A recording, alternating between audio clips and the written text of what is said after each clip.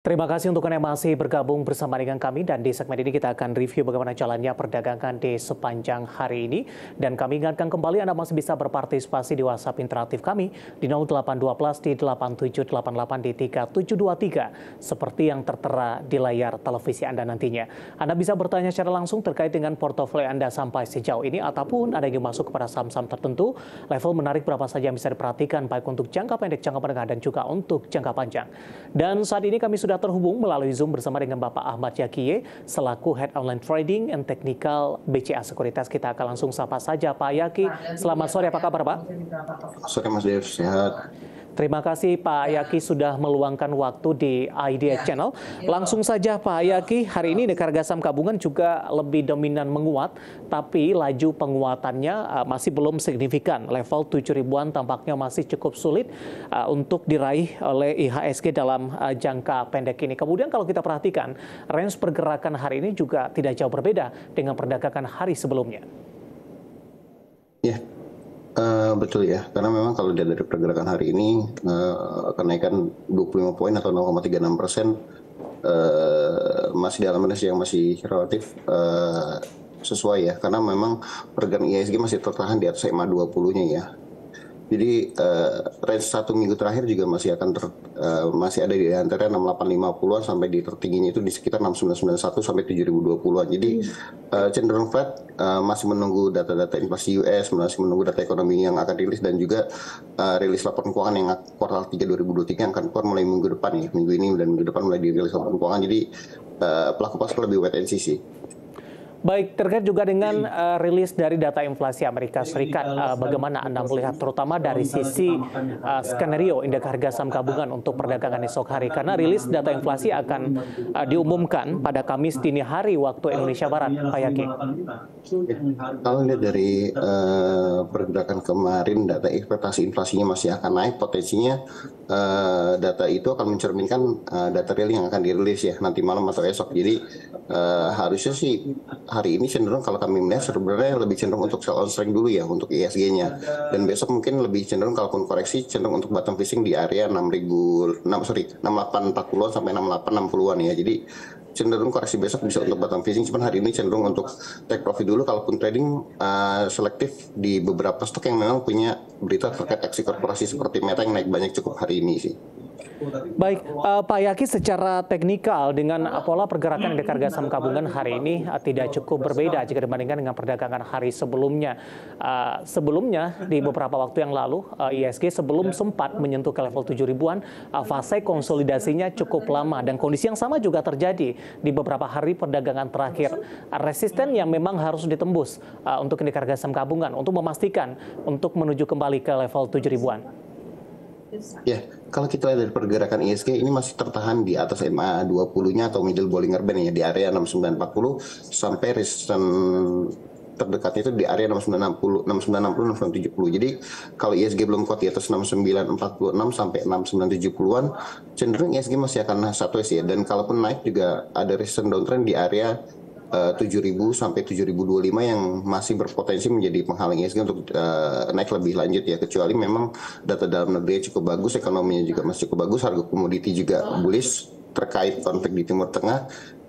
Ini bisa jadi tambahan baru ya selain dari laporan keuangan yang akan dirilis di bulan ini untuk kuartal ketiga 2023. Secara teknikal 690-an hingga ke 6970-an ini ditembus atau mampu mempertahankan di level tersebut, Pak Yaki?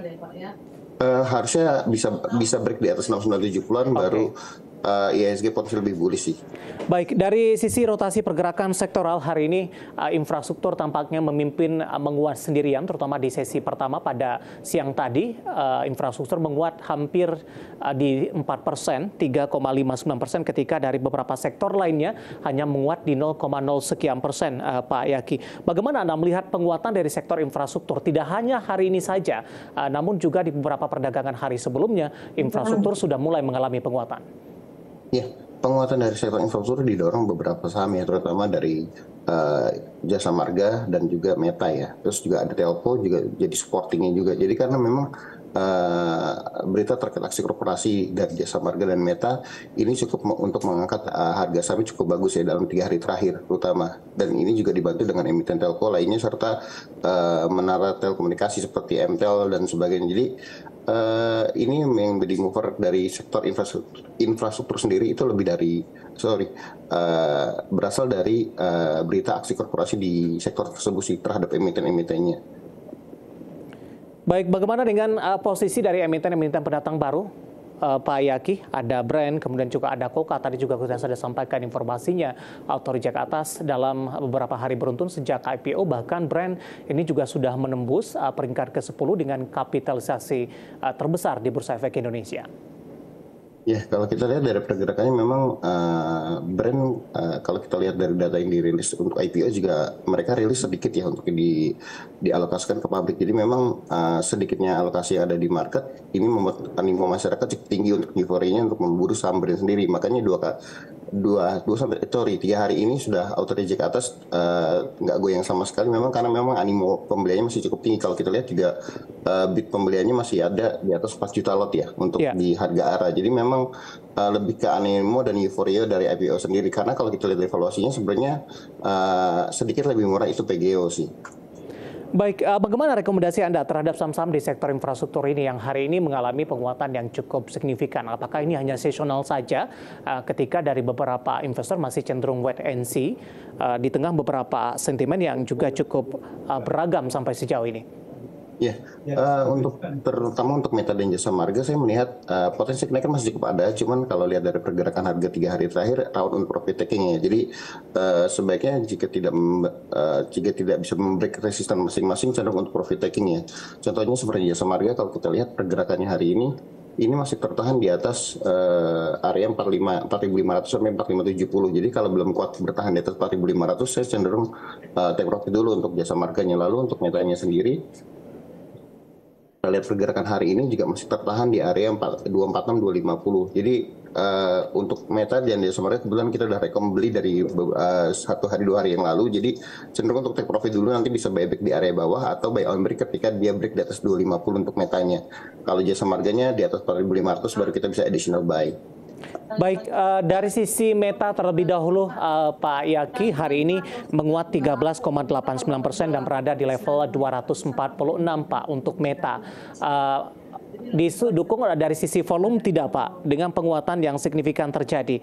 Tidak hanya hari ini, beberapa perdagangan terakhir juga Meta sudah memulai mengalami penguatan yang cukup signifikan. Ya, kalau lihat dari pergerakan sejak 19 September 2023, volumenya memang sudah cukup bagus ya. Karena memang ini sudah jauh di bawah perdagangan sebelum-sebelumnya. Jadi kalau lihat dari pergerakan hari ini pun sudah lebih tinggi sekitar 20% dari volume perdagangan kemarin. Jadi ada potensi untuk penguatan juga masih berlanjut. Dan ini juga hari ini ditutup di atas moving average 50-nya ya. Jadi harusnya potensi untuk besok untuk menguji area resist 260 sampai 268 cukup terbuka sih untuk Metanya. Posisinya bagi yang baru ingin ambil posisi, kemudian juga yang sudah profit dengan penguatan yang signifikan terjadi, rekomendasinya seperti apa, Pak Yaki? Untuk yang sudah punya masih bisa hold selama bertahan di atas 246-250. Kalau nggak kuat break di atas 246-250, better take profit dulu atau sell on strength. Kalau yang baru mau masuk bisa buy on break di atas 250 atau buy on weakness di area 234 sampai 238. Baik, untuk Meta hari ini menguat di 13,89% di 246. Tadi juga beberapa rekomendasinya dan lagi-lagi keputusan investasi tetap ada di tangan pemirsa IDX Channel. Jasa Marga tampaknya juga menjadi salah satu pilihan Anda di infrastruktur, Pak Wafi. Pak Yaki, maksud saya 4420 menguat di 0,45% ini. Tapi di beberapa menit jelang penutupan sesi kedua ataupun di penutupan sesi kedua hari ini penguatannya lebih ke arah terbatas, Pak. Dari sisi teknikal dengan penguatan terbatas ini untuk arah besok kecenderungnya akan kemana untuk Jasa Marga? Besok kalau memang sampai break di bawah 4.400 better take profit dulu ya, karena pasti ada uji untuk karena ada potensi untuk menguji area support di area 4.300 sampai 4.340. Cuman kalau besok bisa lanjut naik ke atas 4.440, potensi balik ke atas 4.500 sampai 4.570 lebih terbuka sih untuk jasa marga. Jadi besok bisa diperhatikan range antara 4.400 sampai 4.440 untuk ambil posisi mau take profit atau mau additional buy. Dari sisi pola untuk jasa marga dengan posisi di 3.000-an di awal tahun, sekarang sudah rata-rata bergerak di atas 4.000-an, Pak Yaki? Ya, kalau kita lihat dari pergerakannya dari dari bawah, ini kalau kita lihat pergerakan sejak 24 Agustus 2023 sampai kemarin di 9 Oktober 2023 ini cenderung seperti break pattern ya. Dan kemarin juga kemarin juga break di atas 4310, ini lanjut bullish-nya 2 hari kemudian sampai hari ini juga masih lanjut bullish. Jadi sebenarnya potensi bullish-nya masih cukup bagus ya. Cuma memang di area 4.500 kalau nggak kuat bisa take profit dulu, nanti bisa buyback di area bawah jika koreksi. Baik, analisis untuk beberapa saham di sektor infrastruktur yang hari ini memimpin penguatan secara sektoral, menguat signifikan dibandingkan dengan beberapa sektor lainnya, dan tadi jasa marga dan Meta tampaknya lebih direkomendasikan, dan lagi-lagi keputusan investasi tetap ada di tangan pemirsa IDX Channel.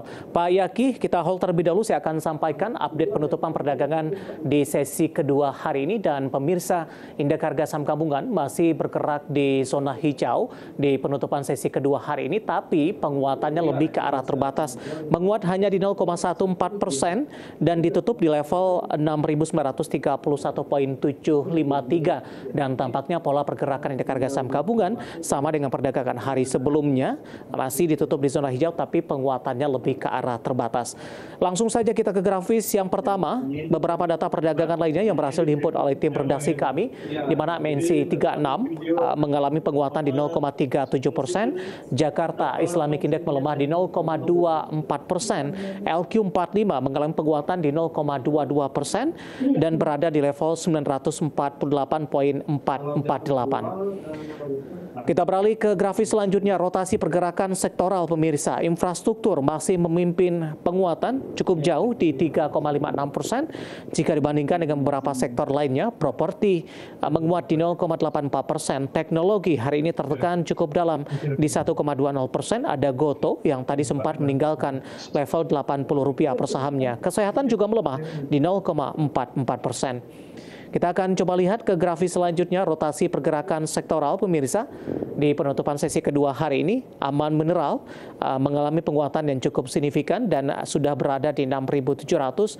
BMRI juga menguat di 6.100. BRPT berbalik arah menguat setelah tertekan cukup dalam di beberapa hari terakhir di 1.225. Meta hari ini juga menguat dan baru saja tadi kita bahas ditutup di level 246. Selanjutnya saham-saham yang mengalami tekanan yang cukup dalam pemirsa dan menjadi pemerat untuk indeks harga saham gabungan. Dari teknologi ada Goto, akhirnya ditutup di level 79 di bawah Rp80 per sahamnya. PGEO juga tertekan di 1.415, UNTR melemah di 26.350, dan Adaro Mineral juga tertekan setelah sehari sebelumnya sudah mengalami penguatan yang cukup signifikan dan ditutup di level 1.250. Updatean perdagangan di sesi kedua hari ini, dan semoga bisa menjadi salah satu referensi untuk Anda untuk menghadapi perdagangan di keesokan harinya. Kita akan jeda kembali dan tetap di tempat Anda, karena setelah ini kita akan coba lihat saham-saham pilihan apa saja yang direkomendasikan, dan pemirsa kami akan segera kembali sesaat lagi.